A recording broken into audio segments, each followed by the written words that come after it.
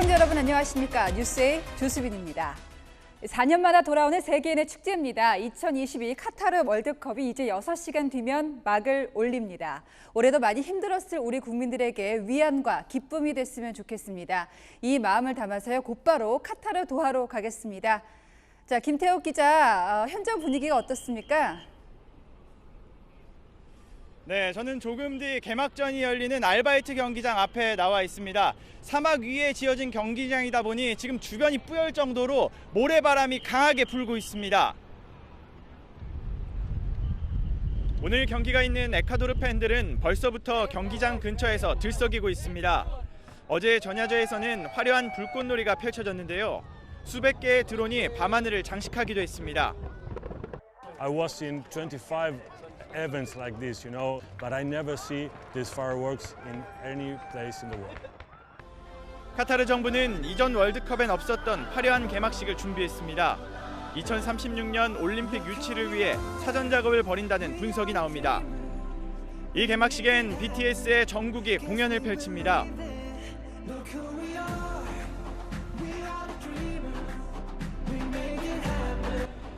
대회 내내 울려 퍼질 공식 주제곡 드리머스입니다. 정국은 어제 대표팀 훈련장을 방문해 선수들의 선전을 기원했습니다. 잠시 후 개막 경기는 개최국 카타르와 남미의 복병 에콰도르의 대결입니다. 네, 무엇보다 우리 대표팀 경기가 하루하루 다가오고 있잖아요. 이 대표팀 소식도 전해주시죠.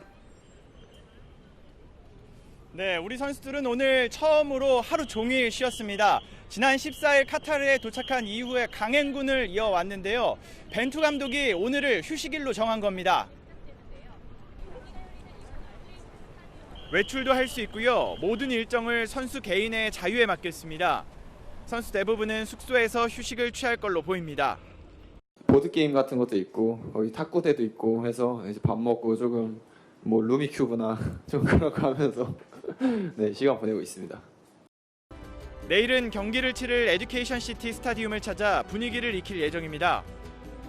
훈련은 순조롭지만 부상이 걱정입니다. 동료 선수들이 첫 골 후보로 꼽은 황희찬의 햄스트링 상태가 좀처럼 나아지지 않고 있습니다. 계속 훈련에 참가하지 못하고 있어 나흘 앞으로 다가온 첫 경기 우루과이전에 나설 수 있을지 의문입니다. 지금까지 카타르 도하에서 채널A 뉴스 김태욱입니다. 이태원 참사로 이번엔 건너뛰나 싶던 거리 응원을 붉은 악마가 주최하고 싶다고 밝혔습니다. 이제 공은 서울시로 넘어갔는데요. 어떻게 생각하시는지요? 서주희 기자입니다. 서울 광화문광장에서 카타르 월드컵 거리 응원이 추진됩니다. 대한축구협회가 이태원 참사 영향으로 거리 응원을 하지 않겠다고 밝혔지만 응원단인 붉은 악마가 열기로 한 겁니다. 붉은 악마 서울 지부는 지난 17일 서울시에 광장 사용 허가 신청을 했고 승인을 기다리는 상황이라고 밝혔습니다. 붉은 악마 측이 신청한 공간은 광화문광장 북측의 중앙지하보차도에서 남측의 이순신 장군 동상까지 360m 구간입니다. 경기당 예상 운집 인원은 약 8,000명. 붉은 악마 측은 아픔과 슬픔을 기억하면서 모두에게 위로가 될 수 있도록 안전한 응원전을 치를 것이라고 밝혔습니다. 내부적으로 회의도 많이 하고 논의도 많이 했어요. 저희만의 추모 방식으로 하는 게 어떻겠냐라는 내부적인 의견이 많이 모아져서 붉은 악마 측은 현장 요원 190명을 배치하고 휴식 시간마다 비상시 대피 요령을 방송할 계획입니다. 참사로 인해 가지고 국민들 그 심심도 많이 우울하고 이거 할 텐데 우리나라 꼭 16강 진출해서 그런 마음 훌훌 털어버리고 그냥 온 국민들 기뻐했으면 좋겠어요. 주의를 해가면서 저희가 이제 경각심을 가지게 됐으니까 조심을 해야 되는 것도 알았고 하니까. 전문가들은 응원전 직후에도 인파 관리가 이어져야 한다고 강조합니다. 많은 사람들이 동시에 이제 빠져나가거나 이게 이동을 하면서 그럴 때가 상당히 오히려 더 위험할 수 있거든요. 서울시는 이번 주 안으로 광장 사용 승인 여부를 결정할 방침입니다. 채널A 뉴스 서주입니다. 네, 남욱 변호사가 오늘 자정 넘어서 석방됩니다. 당장 내일도 재판에 출석하는 만큼 이 언론사 마이크 앞에서 폭로성 발언을 더 이어갈 가능성 매우 높습니다. 서울구치소에 김민공 기자가 나가 있습니다. 네, 남 변호사 정확히 몇 시쯤에 풀려날 것 같습니까? 남욱 변호사는 5시간 뒤인 오늘 자정을 지나 내일 중 이곳 서울구치소를 빠져나올 예정입니다. 지난달 20일 석방된 유동규 전 본부장의 사례에 비춰보면 자정 직후 출소가 유력한 걸로 전해집니다. 남 변호사는 유동규 전 본부장에 이어 제2의 뇌관이 될 수 있다는 관측이 나옵니다. 유 전 본부장은 지난달 20일 출소했는데요. 바로 이 출소일을 전후로 이재명 민주당 대표 측에 불리한 폭로를 이어가고 있습니다. 남 변호사도 최근 옥중 인터뷰에서 김용 민주연구원 부원장으로부터 지난해 민주당 대선 경선을 앞두고 20억 원을 요구받았다는 취지로 말한 바 있습니다. 또 대선 후보에게 20억 원으로 줄을 댄다면 싸게 먹히는 거라는 생각을 했다고도 말했습니다. 주목할 점은 남욱 변호사가 내일 대장동 재판부터는 증인 신분으로 출석한다는 건데요. 법정 밖에서뿐만 아니라 법정 내부에서도 재판 기록에 남는 폭로성 증언이 이어질 가능성도 제기됩니다. 네, 그런데 대장동 의혹 때문에 초기에 구속된 인물이 또 있잖아요. 김만배 씨도 곧 출소한다고요? 네, 그렇습니다. 화천대유 대주주 김만배 씨는 오는 23일 자정 이후로 출소합니다. 김 씨는 남욱 변호사와 같은 날 구속됐지만 모친상으로 사흘간 구속 집행이 정지됐기 때문인데요. 김 씨가 풀려나면 그동안 구속 수감돼 재판을 받아왔던 대장동 일당 3명이 모두 풀려납니다. 유 전 본부장 남 변호사에 이어 김만배 씨도 폭로에 가세할지 관심이 모아지고 있습니다. 지금까지 서울구치소에서 전해드렸습니다. 정진상 민주당 대표실 정무조정실장은 어제 새벽에 구속되고 일요일인 오늘부터 곧바로 검찰 조사를 받기 시작했습니다. 검찰이 속도전에 들어간 건데 이재명 대표 수사를 고려했다 이런 분석이 나옵니다. 이은우 기자입니다. 검찰이 정진상 정무조정실장을 불러 조사를 시작한 건 오늘 오후 2시쯤. 어제 새벽 구속돼 서울구치소에 수감된 지 하루 만입니다. 앞서 법원은 8시간이 넘는 영장심사 끝에 증거를 인멸하고 도주할 가능성이 있다며 구속영장을 발부했습니다. 검찰은 정 실장 본인의 뇌물수수 및 부패방지법 위반 혐의뿐만 아니라 이재명 민주당 대표의 관여 여부에 대해서도 집중적으로 규명한다는 방침입니다. 앞서 검찰은 정 실장의 압수수색 영장에서 정 실장과 이 대표의 관계를 정치 공동체로 규정한 바 있습니다. 또 위례 신도시 사업자가 석연치 않게 선정되는 과정에 이 대표가 관여한 정황도 적시했습니다. 정 실장 측은 검찰 조사에 앞서 혐의 전반을 부인한다며 유동규 전 본부장이나 남욱 변호사 등과의 대질 신문도 거부하지 않겠다고 밝혔습니다. 충분히 저희들도 설명을 했고 같은 질문하면 같은 답변을 하겠죠. 그쪽에서 대질 신문하려면 할 수 있는 거잖아요. 저희가 거부할 건 아니니까. 정 실장 측은 구속이 합당한지 다시 한번 판단해달라는 구속적 부심을 법원에 청구하는 방안을 검토 중입니다. 채널A 뉴스 이은호입니다. 이렇게 검찰 수사가 이재명 대표 턱 밑까지 다가오면서요. 민주당 내부도 술렁거리는 분위기가 감지됩니다. 단일 대우로 정치 탄압에 맞서자 이런 주장이 강하긴 하지만 동시에 이 대표가 일단 책임지는 모습부터 보여라 이런 반응도 있습니다. 우현기 기자입니다. 친 이재명계 의원들은 정진상 정무조정실장이 구속된 것을 두고 정치 탄압에 맞서야 한다며 당의 결속을 강조했습니다. 한 친명계 의원은 채널A와 통화에서 정 실장 구속은 정치 탄압에 의해 예견된 일이었다며 단일 대우 입장에 변화는 없다고 밝혔습니다. 당 지도부도 검찰 수사를 비판하며 정 실장 옹호에 힘을 실어줬습니다.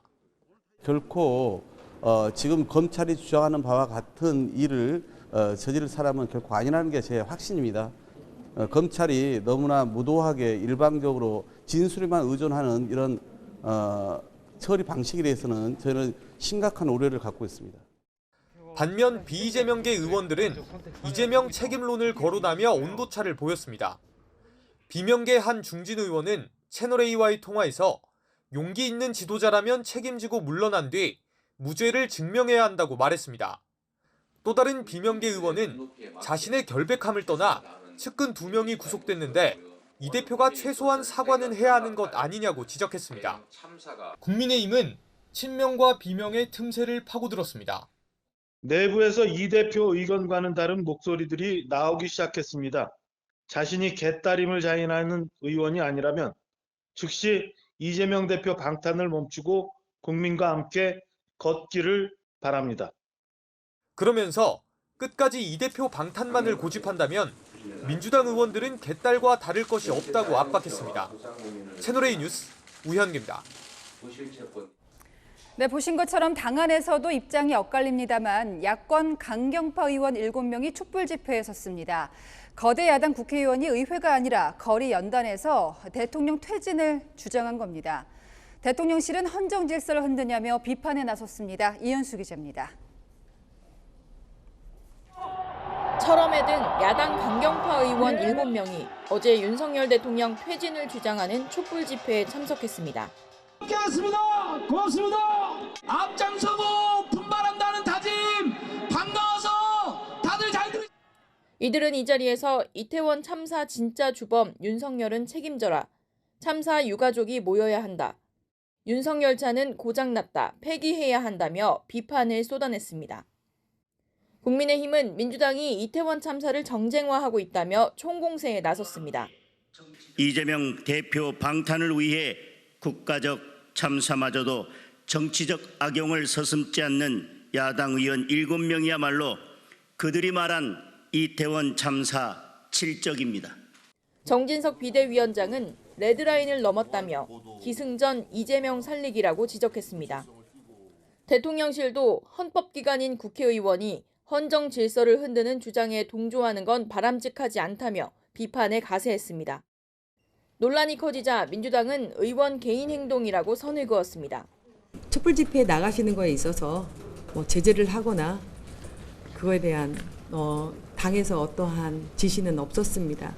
민주정당인 만큼 자유로움에서 나간 걸로 알고 있습니다. 집회 참석과 이재명 대표를 연관짓는 데 대해선 국민의힘은 밥 먹다 돌을 씹어도 이 대표 탓을 할 것이라고 반박했습니다. 채널A 뉴스 이현수입니다.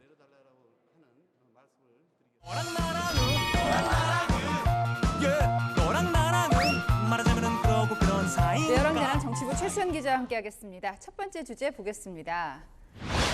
네, 대통령실 가벽이 첫 주제인데요. 지금 윤석열 대통령 모습인데 어디다 가벽을 칩니까? 예, 바로 윤석열 대통령의 도어 스태핑 장소입니다. 대통령실은 오늘 도어 스태핑이 이뤄지는 대통령실 1층 청사 로비에 가벽을 설치하겠다고 밝혔습니다. 그동안 도어 스태핑 모습을 보면 대통령 앞에 기자들이 모여 있는데 네. 가벽은 기자들 뒤편에 설치됩니다. 지금 갑자기 이제 가벽을 설치하겠다고 하는 건데 가벽이 설치되면은 기자들이 현관으로 누가 드나드는지 확인할 수가 없다 이런 얘기가 나왔거든요. MBC 기자와 설전도 있었는데 그 일 때문이 아니냐 이런 지적이 있는데요. 네, 오늘 브리핑에서도 같은 질문이 나왔는데요. 대통령실은 직접 연관돼 있지는 않다고 선을 그었습니다. 지난 2일 비공개로 진행된 윤 대통령의 외국 대표단 접견 때 출입 기자들이 사전 협의 없이 대표단을 촬영했었다며 가벽 설치는 이 일을 계기로 논의가 됐다는 게 대통령실의 설명입니다. 그러니까 가벽 설치가 도어 스태핑과 무관하고 폐지나 중단을 말한 적이 없다 이렇게 대통령실이 강조하고 있는데요. 지난 도어 스태핑 과정에서 MBC와 설전을 벌인 것을 두고는 좀 불편함을 감추지 않았어요. 예, 대통령실 관계자는 지난주 금요일 불미스러운 일이 있었고 대통령실은 이 사안을 매우 심각하게 보고 있다고 강조했습니다.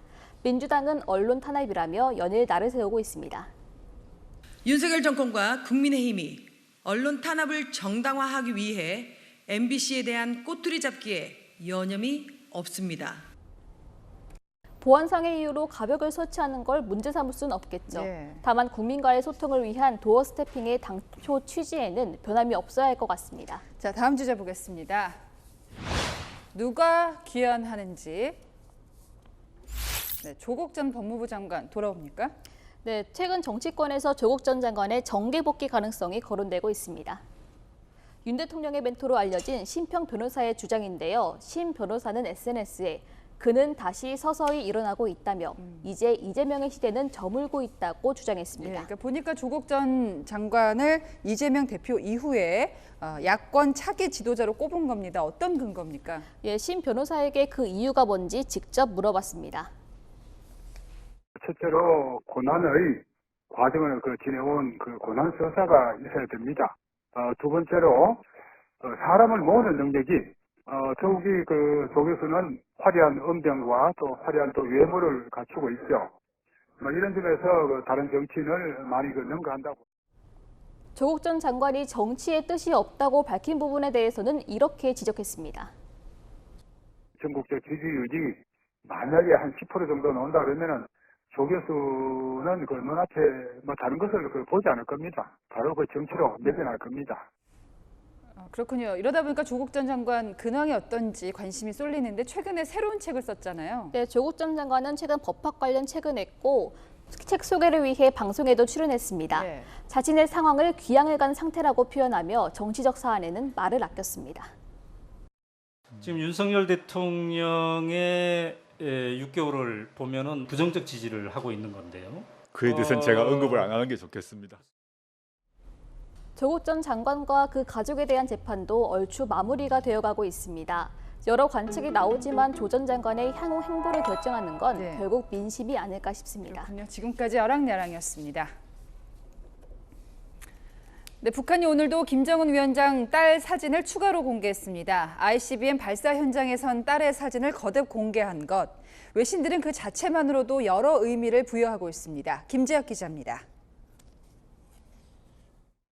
하얀 점퍼를 입은 딸을 뒤에서 꼭 안은 채 모니터에 새겨진 미사일 궤적을 보는 북한 김정은 국무위원장. 북한 매체들이 화성 17형 대륙간 탄도미사일 발사 현장에 동행한 김정은의 딸 사진을 오늘 추가 공개했습니다.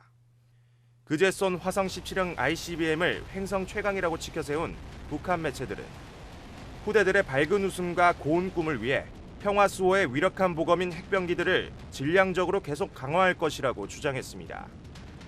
북한의 ICBM 시험 발사와 김정은 딸 사진 공개의 의미를 두고 주요 외신들도 여러 분석을 내놨습니다. The first time his daughter and appearing right alongside her dad as they walked around this gigantic missile. 로이터 통신은 전문가 분석을 인용해 딸을 이런 방식으로 공개한 건 김정은이 현재 평온한 상태라는 점을 나타낸 것이라고 의미 부여했습니다. AP통신도 가족들과 함께 미사일 발사를 참관한 건 성공에 대한 자신감을 나타낸 것이라는 전문가 분석을 인용했습니다. 미 스팀슨 센터의 제니타운 선임 연구원은 SNS를 통해 ICBM과 김정은과 딸이 함께 담긴 사진은 장래에도 핵 시스템을 포기할 계획이 없음을 강조하는 것이라고 분석했습니다.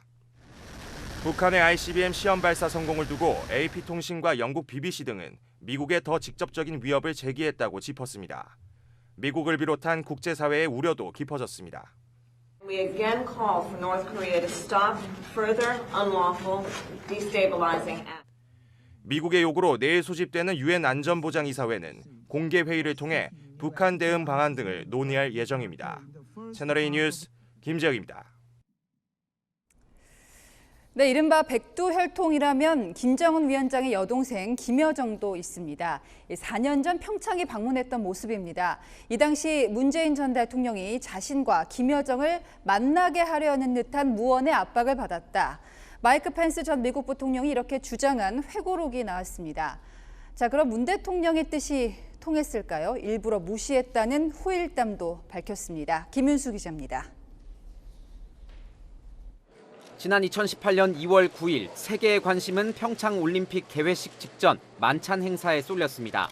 방한한 마이크 펜스 미국 부통령과 김영남 북한 최고인민회의 상임위원장의 첫 만남 가능성이 컸기 때문입니다. 하지만 10분 늦게 도착해 기념 촬영을 빠진 펜스 부통령은 아베 신조 일본 총리와만 사진을 찍고 같은 테이블에 배정된 김영남 위원장과는 눈도 마주치지 않은 채 5분 만에 자리를 떠났습니다. 당일의 불편한 분위기는 문 전 대통령의 당시 환영사에도 묻어났습니다. 그 무엇보다 중요한 것은 우리가 함께 하고 있다는 사실입니다. 펜스 전 부통령은 현지 시각 15일 출간된 회고록에서 당일의 진실을 공개했습니다. 그는 회고록에서 당시 문 대통령이 나와 김영남, 김정은의 동생 김여정 간 만남을 정중하게 강요하는 것이 명백했다고 하면서 아베 신조 일본 총리와 일부러 늦게 도착해 행사에 참여하지 않았다고 밝혔습니다. 개막식 때도 뒷줄에 앉은 김여정을 고의적으로 무시했다고 회고했습니다. 실제로 당시 펜스 부통령은 문 대통령, 아베 총리와 나란히 한 줄에 앉아 있었지만 뒷자리에 김여정에겐 단 한 번도 시선을 두지 않았습니다. 펜스 전 부통령은 김여정이 수만 명을 죽이고 억압한 북한 정권에 연루됐다는 사실을 알고 있었다고 강조했습니다. 펜스 전 부통령은 당시 방한 기간 말미에 북한의 요구로 비공개 북미 회담이 예정됐었다는 사실도 공개했습니다. 하지만 이번에는 북한이 회담 2시간 전 일방적으로 취소를 통보해 무산됐다고 밝혔습니다. 채널A 뉴스 김윤수입니다. 요새 강원도 접경 지역 전방 부대들이 해체돼서 이전하고 있습니다. 국방개혁상 필요한 일이라지만 문제는 그동안 군인들에게만 의존해서 경제를 꾸려왔던 지역 주민들입니다. 말 그대로 생계가 끊길 지경입니다. 강경모 기자가 현장에 가봤습니다. 육군 27사단 이기자 부대가 주둔하고 있던 화천군의 한 마을. 외출 외박을 나온 군인들로 붐빌 주말이지만 거리엔 인적이 뚝 끊겼습니다. 상가 곳곳엔 임대 현수막이 붙어 있습니다. 오랜 시간 방치된 듯 입구 천장엔 거미줄이 쳐져 있습니다. 최근 27사단이 해체돼 4,000명 넘는 병사가 지역을 빠져나가면서 활기를 잃은 겁니다. 전국에서 사단 면단위 치고서는 상가가 제일 많은 지역이 사내면 사창이었습니다. 지금 현재는 전천 낙후되고 2.0 개혁 때문에 반은 빠졌고. 군부대 시설을 가리키는 이정표는 이처럼 구석에 방치돼 있습니다. 외출과 외박은 물론 면회객조차 발길을 끊으면서 매출 대부분을 군인들에게 의존했던 업소들의 타격이 큽니다. 업소 절반이 이미 폐업하거나 이전하면서 마을 전체가 개점 휴업에 들어갔다는 하소연도 나옵니다.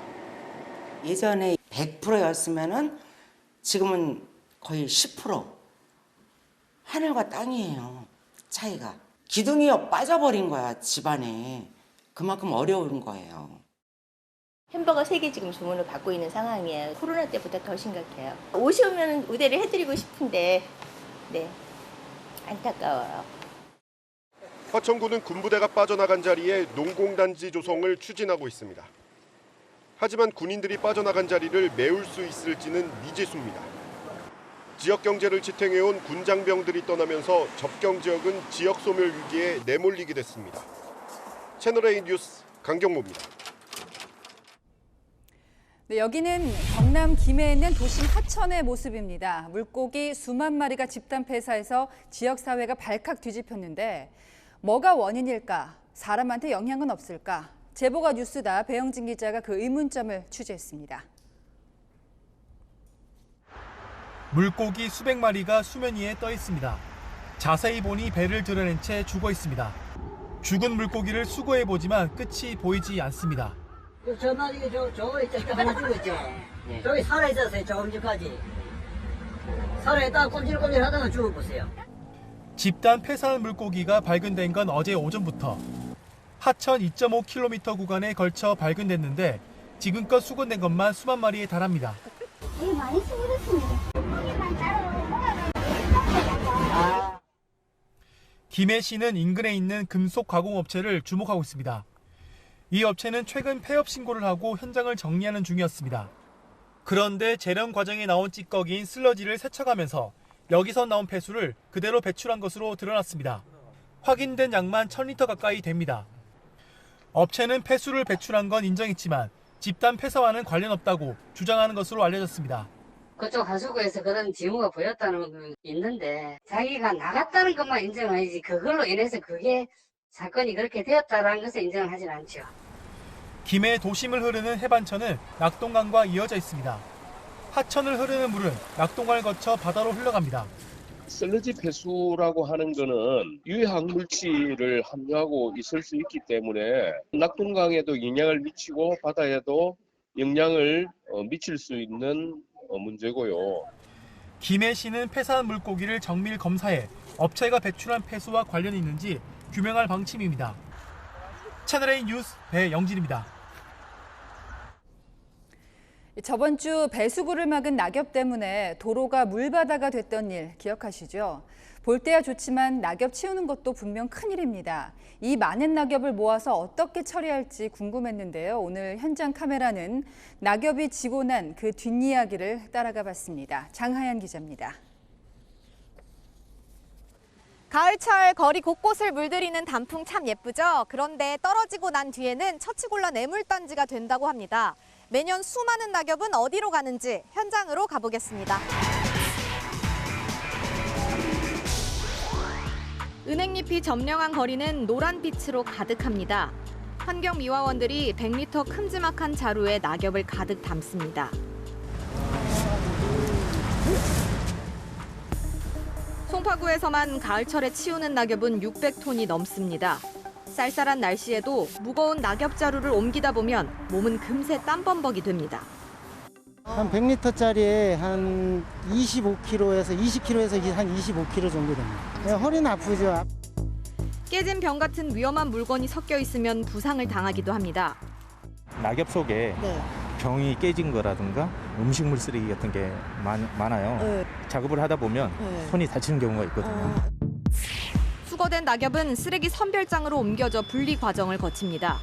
수작업으로 쓰레기를 골라내는데 담뱃갑에 페트병, 비닐 같은 생활 쓰레기가 한가득입니다. 박스나 담뱃갑, 유리병, 캔. 일반적으로 사람들이 도로에서 버리는 쓰레기 있잖아요.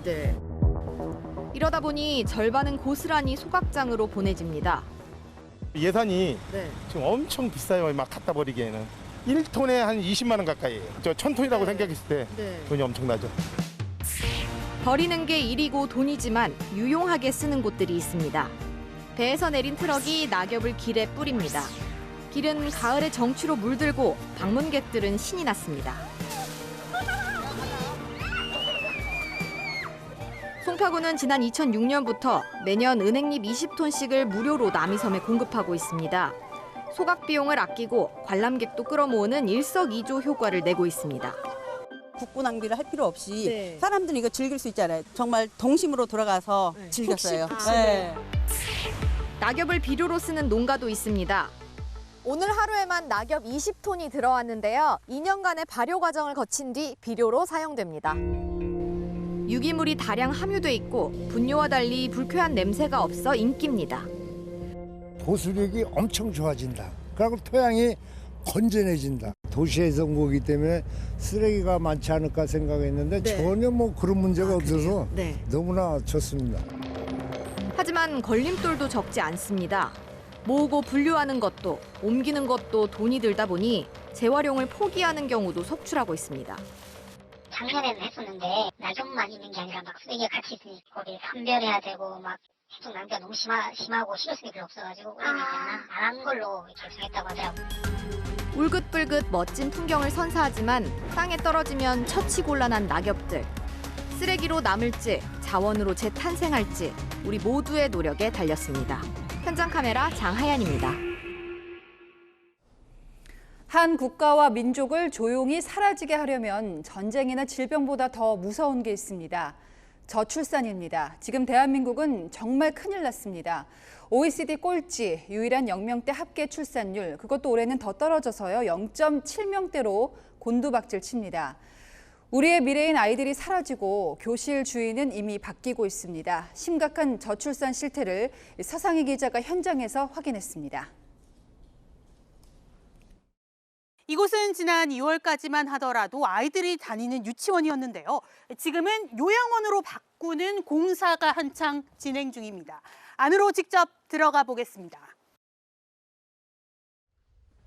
복도를 따라 자리 잡은 병실들. 책걸상이 있던 교실에는 요양원 침대가 들어섰고 웃음소리가 떠나질 않던 유치원 곳곳엔 어르신들을 위한 재활기구가 설치됐습니다. 30년간 유치원을 운영해온 원장은 지난 2월 요양원으로 전업을 결정했습니다. 200명 막 이렇게 150 이렇게 됐었어요. 100으로 보셨을 때는 약 한 65% 정도. 그러다 보니까 유치원의 65%는 정말 힘듭니다. 고령화 또 이쪽으로도 많이 생각을 했기 때문에. 올 2월 유치원에선 폐원을 앞두고 마지막 졸업식이 열렸습니다.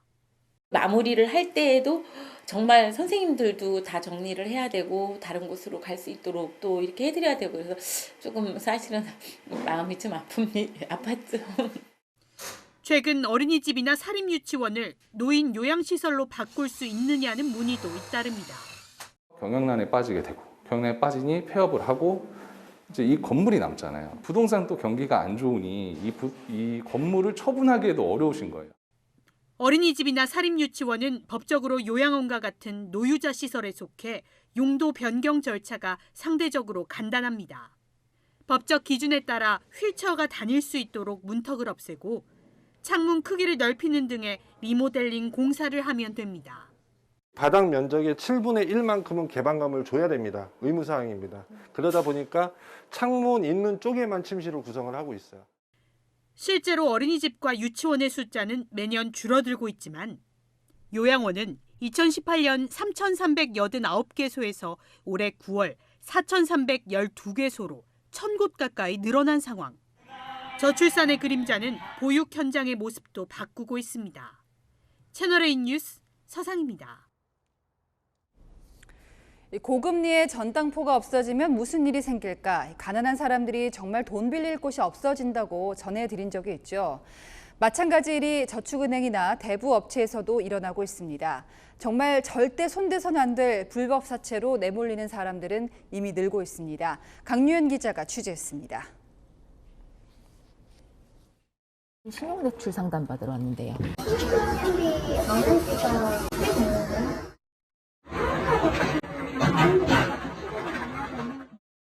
올 초까지 개인에게 신용대출을 해줬던 한 저축은행 홈페이지에선 관련 상품이 아예 사라졌습니다. 또 다른 저축은행 관계자는 8, 9월 부실률이 증가해 중단했다가 지난달 재개했다고 밝혔습니다. 개인 신용대출을 3억 원 이상 취급한 저축은행은 올해 1월 38곳에서 9월 32곳으로 줄었습니다. 대출 상품 수는 26개 감소했습니다. 금리가 올라 부실 위험이 늘어난 데다 자금 조달 비용이 오르자 대출 규모를 줄인 겁니다. 대부업계도 마찬가지입니다. 금융회사로부터 돈을 빌려오는 조달 금리가 연 10% 안팎까지 올랐는데 최고 금리는 연 20%로 막혀 남는 게 없습니다. 일부 대부업체들의 경우 신규 대출을 중단한 상황입니다. 제도권 내 2, 3금융권이 대출 문턱을 높이자 취약계층은 불법 사채로 내몰리고 있습니다. 대전 한 음식점에서 일하는 30대 박모 씨는 올 초 저축은행을 찾았지만 거절당했습니다. 대부업권에서 하나 받았고 그다음에 개인한테 받은 게 있어요. 개인 자체는 400에 5부 이자입니다. 월 5부는 연 60%로 불법입니다. 대부업 이용자 수는 2019년 말 178만 명에서 작년 말 112만 명으로 줄었고 작년 불법 사금융 신고 건수는 9,200건으로 2년 전보다 85% 급증했습니다. 앞으로도 금리는 더 오를 것으로 보여 취약계층은 대출받기가 더 어려워질 전망입니다. 채널A 뉴스 강유현입니다.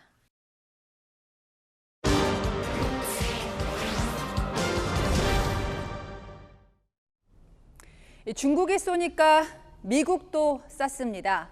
미국이 사전 5기 끝에 발사에 성공한 달 탐사 로켓 아르테미스 1호 얘기입니다. 이미 3년 전에 인류 최초로 달 뒷면에 착륙한 중국에 더는 못 밀리겠다는 거죠. 1960년대 우주로 확장됐던 미소 냉전 구도가 미중 우주 전쟁으로 이어졌습니다. 세계를 보다 염정원 기자입니다. 1. Boosters in ignition. And liftoff of Artemis 1. We rise together back to the moon and beyond. 그리스 신화 속 달의 여신 아르테미스의 이름을 딴 미국의 달 탐사 로켓 아르테미스 1호가 달을 향해 힘차게 날아오릅니다. 석 달 전 첫 발사 시도 이후 부품 이상과 날씨 문제 등으로 4번 연기된 끝에 이뤄낸 성과입니다. 미 항공우주국 나사는 2024년 우주 비행사를 달 궤도에 보내고 2025년 여성과 유색인종 우주 비행사를 달에 착륙시키는 계획도 세웠습니다. It's an A+ to make it as safe as possible, as reliable as possible for when our astronauts crawl on board and go back to the moon. 미국은 내년 나사에 할당된 $260억, 우리 돈 34조 원 예산 중 아르테미스 프로젝트에만 30%를 쓰는 등 천문학적인 예산을 쏟아붓고 있습니다. 이는 우주 패권 경쟁에서 미국을 무섭게 추격 중인 중국을 의식한 움직임이라는 분석이 나옵니다. 우주 굴기를 선언한 중국은 2007년 무인 달 탐사 우주선 창어 1호 발사를 시작으로 2019년 1월 인류 최초 달 뒷면 착륙에 성공했고 2024년엔 달 남극 탐사 계획도 세웠습니다. 미국과 중국의 달 경쟁은 금과 티타늄 등 수많은 희귀자원 선점의 중요성 때문입니다. 먼저 어떻게 가서 조사를 하고 탐사를 해서 그 정보를 얻어온 사람 국가 혹은 기업이 우선권이 있다고 볼 수밖에 없을 거라고 생각이 들어요. 미국과 중국의 달 탐사 계획은 겹치는 대목이 많습니다. 먼저 양국의 최종 목표인 남극기지 개척 시기가 거의 비슷합니다. 또 달 남극 착륙 우주선인 미국 아르테미스 3호와 중국 창어 7호의 착륙 후보지 역시 상당 부분이 겹칩니다. 후보지로 적합한 고지대에 얼음이 있는 영구 음영 지역에 대한 선점 경쟁이 치열하기 때문입니다. 빌 넬슨 나사 국장은 한 인터뷰에서 중국이 달을 자신들의 땅이라고 우길까 우려스러웠고 그런 중국의 야망이 아르테미스 프로젝트 추진의 원동력이 됐다며 중국의 우주 굴기를 노골적으로 견제했습니다. 美方一些官员不断构陷污蔑中国正常合理的外空事业，中方坚决反对这种不负责任的言论。 미중 간 신냉전 체제가 우주에서도 심화되고 있습니다. 세계를 보다 염정원입니다. 네, 여객기와 소방차가 충돌해 소방대원이 숨지고 눈 치우던 사람들이 과로로 목숨을 잃었습니다. 세계 각지에서 벌어진 사고 소식을 안건우 기자가 전합니다. 페루 수도 리마의 호르에 차베스 국제공항. 활주로에 난데없이 소방차가 나타나고 이륙하던 여객기와 그대로 충돌합니다. 충돌 직후 여객기에선 불꽃과 검은 연기가 짙어졌습니다. 사고 당시 여객기엔 승객 120명과 승무원 6명이 타고 있었던 상황. 여객기에서 숨진 사람은 없었지만 소방차에 타고 있던 소방대원 2명이 숨졌습니다. Permítame dirigirme a los familiares de las familias de los que en esta tarde sufrieron un accidente en el aeropuerto internacional. 페루 사법당국은 비행기가 이륙하는 시간에 왜 소방차가 활주로에 출동했는지 조사에 착수했습니다. 길이며 집, 나무 할 것 없이 온통 눈으로 뒤덮였습니다. 길을 걷다 눈 밑을 손으로 파보니 차가 나옵니다. 주말 동안 눈 폭풍이 뉴욕주 서부 지역을 강타했습니다. 천둥 번개를 동반한 폭설이 내려 일부 지역엔 2m 가까운 눈이 쌓였고 눈을 치우던 2명이 과로로 숨지기도 했습니다. 통행 중단과 항공기 결항에 정전까지 속출한 상황. We know that from having gone through countless snowstorms. So we all know particular storms, but this is one because of the volume, the intense volume. 미국 기상청은 폭설이 주말 내내 이어질 거라며 주의를 당부했습니다.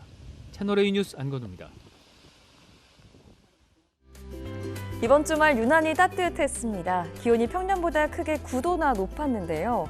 이 온화한 날씨는 모레까지 이어지겠고 수요일부터는 기온이 차츰 떨어져 평년 기온을 찾아갈 전망입니다. 주 후반에 대비해서 두꺼운 옷을 더 꺼내시는 게 좋겠습니다. 내일 아침 서울과 광주 8도, 대전은 5도에서 시작돼서 오늘보다 조금 더 춥겠고요. 낮엔 서울이 16도까지 올라서 아침보다 8도 높겠고 대전은 아침보다 13도 높겠습니다. 큰 일교차에 대비해 주시면 좋겠습니다. 내일 맑은 가운데 아침엔 동해안을 제외한 전국에 안개가 매우 짙게 끼겠습니다. 이번 주 화요일과 수요일엔 수도권을 제외한 전국에 비 소식이 있습니다. 날씨였습니다. 뉴스에 마칩니다. 시청해주신 여러분 고맙습니다.